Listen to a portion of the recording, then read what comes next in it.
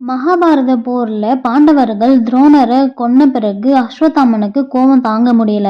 என்ன பண்றாருன்னா நாராயணி அஸ்திரத்தை பயன்படுத்துறாரு. இந்த அஸ்திரம் ஒரே நேரத்தில் லட்சக்கணக்கான அம்பு மலையை பொழியக்கூடியது. இதை யாராலையுமே ஜெயிக்க முடியாதுங்க.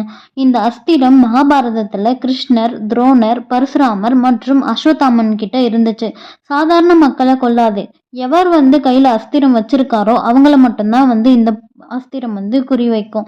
போர்ல இதை ஒரு முறை மட்டும்தான் பயன்படுத்த முடியும். கிருஷ்ணர் என்ன சொல்றாருன்னா எல்லா வீரர்களையும் ஆயுதத்தை திறந்துட்டு அமைதியா நில்லுங்கன்னு சொல்லி கட்டளையிடுறாரு. எல்லாருமே அமைதியா நிக்கிறாங்க. ஆனா பீமன் மட்டும் நாராயணி அஸ்திரத்துக்கு எதிராக போர் புரிஞ்சிட்டு இருக்காரு. ஒரு சமயத்துல நாராயணி அஸ்திரம் பீமனை சுத்தி வளைச்சிருது. என்ன பண்றதுன்னே தெரியாம நிக்கிறாரு பீமன். ஆனா கிருஷ்ணரும் அர்ஜுனனும் பீமன் கிட்ட அஸ்திரத்தை தியாகம் செய்யுங்க அப்படின்னு சொல்லிட்டு வற்புறுத்தியனால மட்டுமே பீமன் கைவிட்டாரு. நாராயணி அஸ்திரம் அவ்வளவு சக்தி வாய்ந்தது.